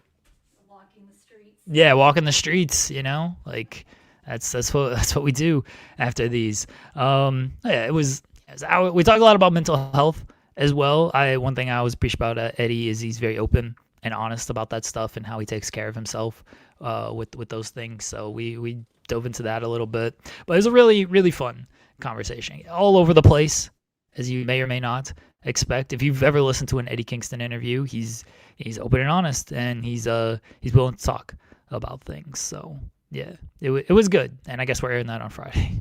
I guess so. I mean, listen, my plan to ask him about hitting someone with a car did come to fruition. Yeah, we did discuss this. We also uncovered that it was shot in Toronto, so now I have to go back and find out exactly where they shot that. I could just ask Scott Demore and figure it out, but we'll leave the detective work to me. But yeah, it was a really good conversation with Eddie, and as all over the place as it was, I think you'll actually, when you watch it, you'll see that it flowed in a way that made sense with the questions, with the conversation, and as we tried to end it, it was very funny. Eddie was like, what am I going to do with the rest of my day? And he tells us, and then one of the things he was going to do was play video games. And then that got us into another conversation. We were trying to wrap up about video games. And eventually we were just like, all right, we should probably stop. He's like, you'll see it. But he's like, I should probably stop because my phone's on the other side of the room. And I'm like, yeah. I'm going to get in trouble with people. We're all good. And it's a very fun conversation. Very interesting conversation because it does go in a lot of different places that you would both expect and not expect of Eddie or a wrestler. So, well, like I said, we'll air it on Friday because, to be honest, unless something massive happens between now and Friday, don't really expect much to talk about on the show. And I think an hour-long interview is a nice way for y'all to enjoy Eddie Kingston at his finest. Yeah, well, it stops us from talking about TNA because that's all Joel's gonna want to talk about. First hour is going to be nothing but TNA. Nothing but TNA. It's going to be TNA talk, and then we're going to spend a tight 15 on the return of Jim Ross to AEW Dynamite. I'm not going to be there for the TNA talk. You will be. You will be there. You have to be. Refuse. Legally, you have to be there. No, legally have to be there. Legally, you have to be there. Oh yes, the interview will air as part of Friday's show, and then it'll be standalone on the weekend as well, I believe. So yeah, fun conversation. It's all downhill from here. We're not getting better than until Tony finally joins us. But otherwise, we're not getting not getting better than Eddie Kingston. Tony, we got a bone to pick with you. Showing up on everyone else's shows this week. True. Going to Vegas and you're just like, oh, show up on Mark Hoke's show. I'm going to do Adrian Hernandez's show. I'm going to mark out for Adrian Hernandez, having me sign his banner. I'm going to do everything. I'm going to go out Battleground. Everything but us. What is this? Huh? What are we doing? It was at the SI Sportsman Award, and he took the video of Shea Gilgeous-Alexander getting the award and everything. That's the stuff I want to talk to Tony about. I'll promote his show. I'll be like, what was it like being in the presence of the greatest basketball player of all time? Well, let me tell you about the greatest basketball player of all time, Jeremy. Hiroshi Tanahashi. Would you believe that Hiroshi Tanahashi is actually an amazing basketball player? No, I'm serious. I'm dead serious. The MVP of the NBA. Yeah, I'm not making this up. For AEW Rampage, ladies and gentlemen, the Greek Freak, Giannis Antetokounmpo. Let's go. Tony, can you finally pronounce his name properly? Tony is showing up everywhere. Cowardly not showing up on our show though. Loves and respects our show, but doesn't love us and respect us enough to come for a cup of coffee and a weed tending to his garden. No, one day it'll happen. The man is literally in the weeds, but he can't be in ours. Very upsetting. One day it'll happen, Joel. It'll be fine. I know. What else do we have to talk about? Got a little bit of time left. TK doesn't like me. Well, that's just not true. He likes things I say. I don't know if that's true. Well, he does. He likes my tweets sometimes. He knows Joel's an AEW hater. Yes, that's right. Why. Yes. That's why he's not going to come on here. He's only going to join me in SP3. Only if you say nice things about my product. Meanwhile, the two of you will bash his product more than I ever do. That's not true. Yes, it is. We have valid criticisms. You just dismiss it. Yeah, that's because you dismiss the product. That's because valid criticisms are for suckers. Come on, what do you think I am here? I'm not here to the show tonight. Show tonight's not lighting my world on fire. I must admit. Well, it shouldn't be lighting anything because the main event is a lights out match. Fair. I mean, technically it's not. Technically, the main event is the championship eliminator match. Yeah. I mean, that'll be good. Like Jon Moxley and Shelton Benjamin will be good. Maybe Bobby Lashley will show up at the end and attack Jon Moxley. We need a Bobby Lashley against Jon Moxley feud. He's gonna win the Continental Championship. Am I being? Maybe I'm being hard on Dynamite. I mean, you AEW fans who like everything will defend no matter what. You know what it is? It's because you don't like Hook and you don't like Sammy Guevara, and they both have a match tonight. And everyone else mind. I don't mind. Like Hook's whatever. I don't mind Sammy Guevara. I think it's funny. Sammy Guevara. But yeah, I'm looking forward to Tony Storm, Marina Shafir. That'll be good. I am looking forward to that.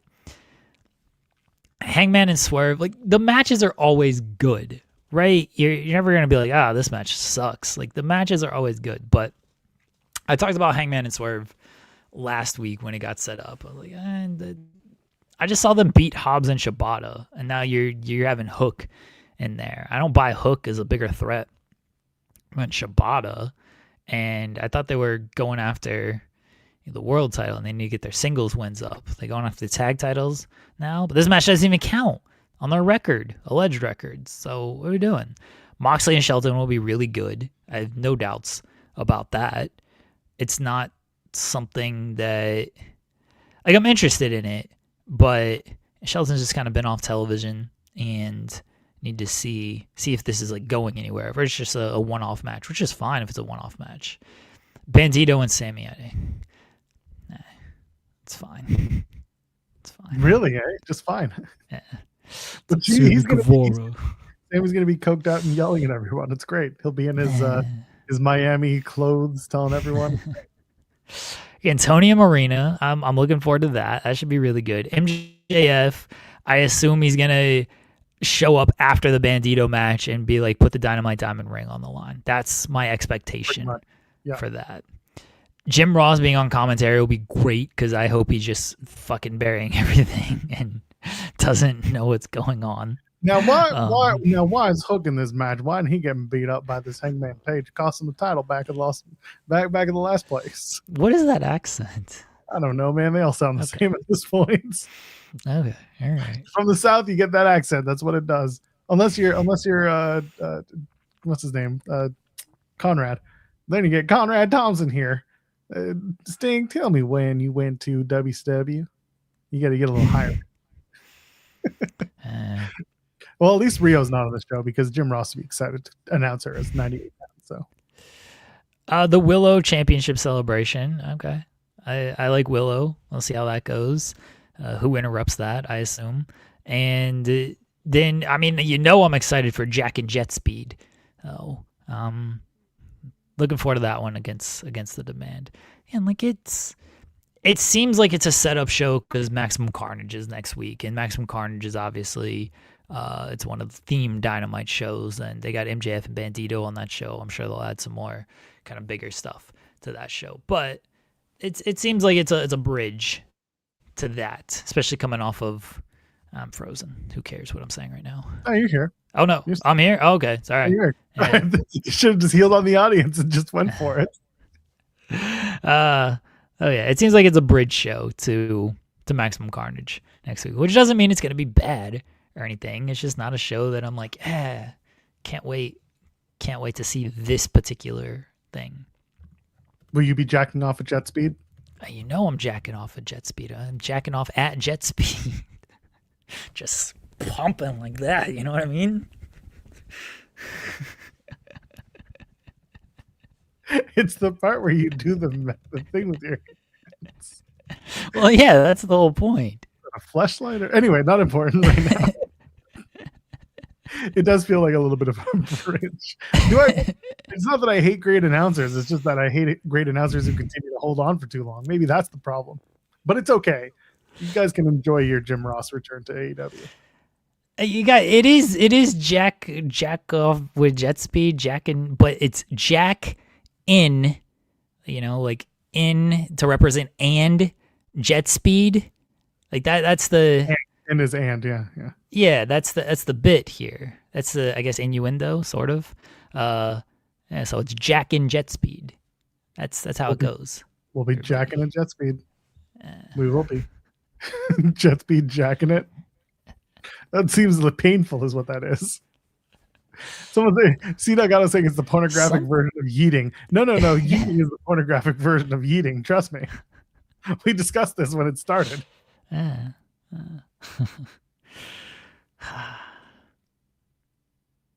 looking forward to that. Okay, what? I get it, guys. I get it. White Castle and AEW did the Lucha masks. We knew this was coming. They announced it when they announced the original deal. What are you saying? You get it? No, like one person referenced it like an hour ago. No, multiple people. Now Ryan's tagged us both on Twitter. Oh, okay. We got tagged on Twitter. Okay, I didn't check. Okay, guys, I did know this, and also I think when they announced the meal, we talked about the fact that there's going to be a Lucha. Yeah, mask. Yeah, this is the actual like look at the Mucha mask though. So, Yeah. okay. It's literally a Blue Panther mask with a White Castle logo instead. Well, like the mask is like a Fuck White it. Brian Castle. Danielson needs to wear this mask tonight. Oh, that'd be good. He's such a vegan. He wears a White Castle mask. No one would know it was him. Like Brian Danielson wouldn't wear this. What would he call wouldn't, himself? He wouldn't represent White Castle. That's true. The dragon of the castle, the American dragon of the White Castle. Mm. I don't think that I wouldn't go with goes hard when talking about this particular mask. Yeah, I think it's fine. I think it's literally the most fine mask. Let me pull it up here because soon people will be either looking for it or looking at it. So let me. Andrade returning under the mask would be good. I do like that. So this is the House of Crave is a hilarious name for this. Only while supplies last. Where are they selling it? Which locations can I go to? Can I go to? I assume all of them. I mean, I don't know about that. Could only be ones in the South. Could be only in Tulsa tonight. I think it's all gonna be there. I think you can go into any White Castle and get it. Well, when I go back to Vegas for WrestleMania, I'll go to the White Castle on Fremont Street and I'll ask if they have any more White Castle AEW masks.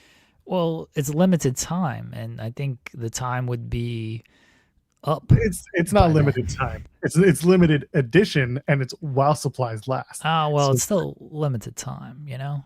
Well, the time is only limited to how many. Look, AEW's got to do a better job with this White Castle integration than WWE did with Stranger Things. I need somebody wearing this mask. I need someone this lights out match tonight. Force feed Powerhouse Hobbs all these White Castle burgers and make him like, you know, Hobbs a jacked dude. Big, black, and jacked is what the shirt says, right? He's a jacked dude. Swerve's also jacked as well. But force feed these White Castle burgers to them, and then they freak out of like, oh shit, this is not my cheat day. What you can't force me to eat White Castle, and then they just like leave the match because also they get the shits because that's what White Castle will do to you as well. So that's how they leave the match. We need some real integration with the White Castle and AEW tonight. That's all I'm asking.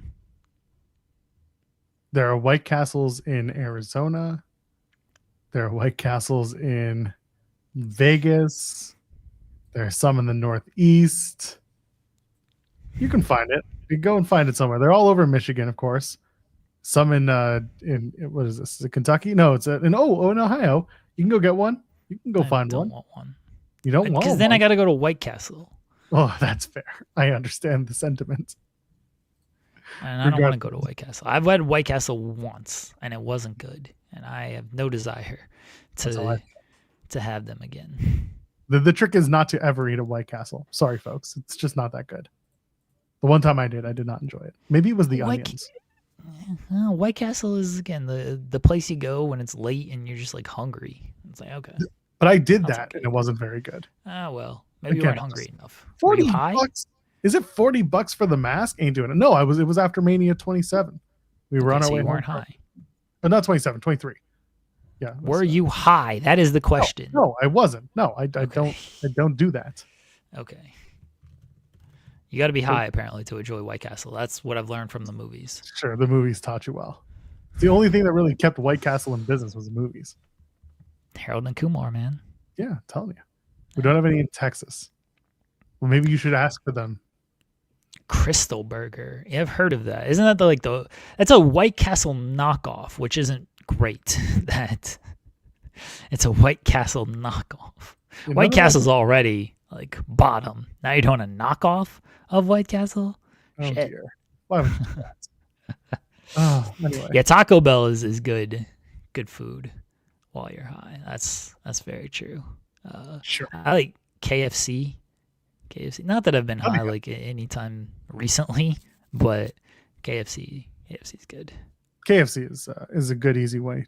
Good easy one. Anyway, yeah, Dynamite is tonight. We've basically run down the entire card, so there goes that.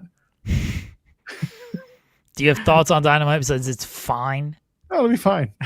Really, just again, the show looks like a Dynamite show. I think a bridge to Maximum Carnage is a pretty good way to put it. Like, I want people to understand this. Like, it's not about Jim Ross coming back. It's just making. Man, why are you a Jim Ross hater? I just don't care for him in 2025, 26, 24. I think we can let Jim go and be Jim on his podcast or something. I'm ready for Jim to let go. It's time, Jim. Anyway, putting him on the He does like one show. It's great. It's great. It's fine. One show is more than enough. Maybe 0 should be it. They're in Oklahoma. Get like a big pop. I get it. I know. We knew he was coming back. We knew this was happening. He said it himself. He's like, I'll be back in, when they're closer to home. And I was like, well, when are they coming? And it turns out it was today. So he'll be in Tulsa. Good for him. I'm glad. I don't hate all Southerners. I just like ones that have Just passed their time. It's time. But the matches look good, and it'll be fun to see who comes out in the White Castle mask. Andrade in the White Castle mask would be perfect. I don't know if anybody will. I'm looking forward to Jim Ross because he just does shit. He just says shit, and it rules. So I'm looking forward to that when it comes to JR. Do you think Tony asked Shay if he could be at the show tonight? Be like, hey, can you guys come to the show? And we're in Oklahoma. You think Tony's like running down the card to Shay? These are the questions I want to ask. He's definitely Tony. Like, did you? The man get a check? The man gets a check regardless of whether or not he shows up on the show. He's got a contract. He works for the company. Don't you worry. Jim Ross is not starving for money. He's fine. He's getting paid. He just doesn't need to work on the shows live anyway. What a hater. Put him on Ring of Honor. Oh, that would be really funny because he don't know none of those people. Now you're ready for it. Now you're getting excited. That would be hilarious. It's all done. I'm just picturing Tony like going up and introducing himself to Shay and being like, "Oh, Shea Gilgeous-Alexander, do you know Giannis Antetokounmpo?" And then, but he's just like, you play for the Oklahoma City Thunder. We're in Tulsa, Oklahoma tomorrow. You and the players should come out. We have a great show for Dynamite tomorrow night. We have Jon Moxley against Shelton Benjamin in an AEW Continental Eliminator match. We have a lights out match with Hangman Page and Swerve Strickland taking on Hook and Powerhouse Hobbs. Willow Nightingale championship celebration. We just announced a trios match between Jack Perry and Jet Speed against the Demand. We have such a great show. We have Tony Storm and Marina Shafir. MJF is also going to appear live. We have Bandito against Sammy Guevara. Jim Ross is going to be there, Shay. Jim Ross, he's an Oklahoma legend, just like you. It was so great watching you and the Oklahoma City Thunder win the championship. My best friend, Jeremy Lambert. And then he just it goes off the rails from there once he mentions me. I'm just picturing Tony introducing himself to Shay and like running down the Dynamite card for him. Sounds like a great idea, big man, but unfortunately we're playing the Jazz tonight at home, so we can't make that happen. Oops. Yeah, they are playing the Jazz. They're down the road against Utah. They're not at home. No, they're at home. Think. Oh, are they? Yeah. Oh shit, we better not lose to the Jazz at home. We got blown out by the fucking Hornets. The Jazz are 12-23, so yeah, so the Hornets aren't good. They still kicked our asses the other night. Listen, maybe something will happen in the NHL tonight. And I'll actually want to watch that. So the big news in Ottawa is, why is Linus Olmark taking time off? Is he okay? He comes to the games, but he's not playing. Who knows? Sends a Mammoth tonight. Okay, Mammoth are a fun team. I like them. They are doing okay. I don't even know how they're doing. But anyway, they're fighting for a wild card spot. I'm gonna ban you, King Potate. You would. Hater over here of Shay. Yeah, man. We didn't lose the Hornets. We got smoked by the Hornets, dude. It happens. It's very funny. Like, it's whatever. We're losing these games, but people are like, "Oh, the Spurs are such a threat to the Thunder because they beat the Thunder." And like, true, the Spurs have won like 2 games since then. It's like, are they a threat? All these teams suck. As my conclusion, every NBA team sucks. Your favorite NBA team sucks. Fair. Hey, chat. Last chance to ask us questions because we're getting out of here. And running. Oh shit! What? Oh, we got to do moments and learn and accomplishments and poll questions. That's how we'll wrap. Okay. We did that yesterday, by the way. You just didn't clip it. Well, I didn't do a whole lot yesterday. All right, Joel. That's how tried to rest. All right, Like, what's that? cut me like? some slack. Never. What was your moment of Tuesday? Thea Hail getting absolutely screwed out of her North American championship. She deserved better. It is not what it is. It is a sham. Shame on you. Do you see how Joel just like takes mine off of this?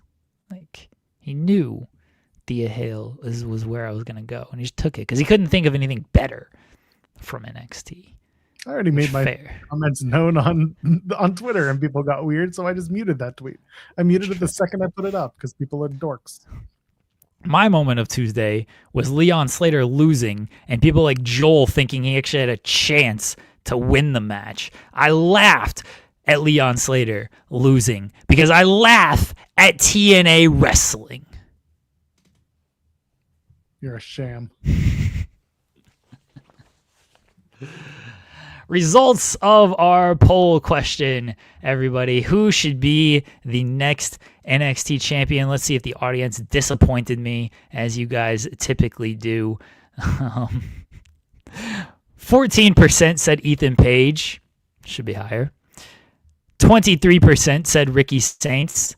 23% said Tony D. And thank you to the smart people in our audience. 41% said Thea Hail should be the next NXT champion. That is the correct answer. That is the answer that I expected. The other write-in, Chris Jericho? No.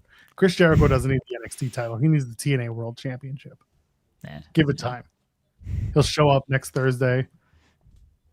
We'll be talking about Jericho. It's going to be, everyone was like Jericho in the Upside Down, and it turns out the Upside Down was AMC. It's going to be Jericho selling meth. All right, I'm fine with that. That'd be sweet. That's what Chris Jericho shows up to do. Methico. Wait, no, that's Mystico. It's too close. He'll wear a mask. Oh, Mystico as a drug dealer is actually pretty good. That's some ring of hallucination Mystico stuff right there. Yeah.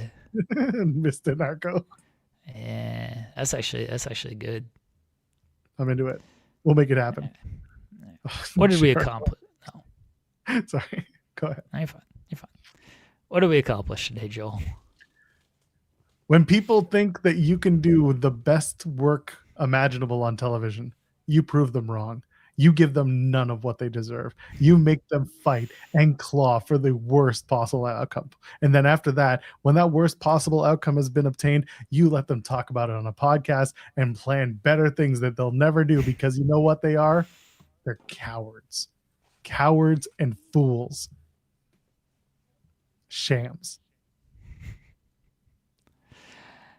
I think the biggest thing we accomplished today is we talked way too much about wrestling. That sucked. Well, that sucked. What else were we going to talk about?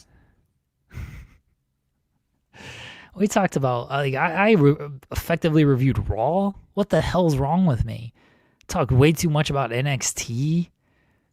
Talked about like a proper Dynamite preview and everything. White Castle Lucha Mask. Man, just too much wrestling on today's show. We got to be better. That's right. Shams. We got to be better. Well, you'll get more NBA talk tomorrow because Jeremy Lambert and SP3 plan to be here. Right? God, please tell me you're both going to be here.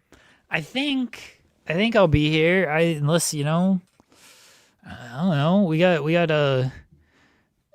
got kids who just keep going down with something. I might go down with something. I'm shocked that I haven't yet. So, we'll see. We shall see. But I plan to be here. We'll see how it works out. I don't, so try not to, because it's my last regular Thursday. It's not my fault. 10 o'clock finish Thursday. My last TNA likes me Thursday. I mean, they haven't liked me in years. It's fine. None of this is my fault.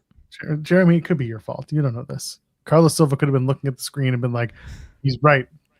Wrestling should be on 24 hours a day. When will AMC give me a spot? And AMC's like, 9 to 11. He's like, perfect, just the way Jeremy wanted it. I definitely didn't want that, but it's not my fault. You threatened to quit like 8 months ago. Never did. I did.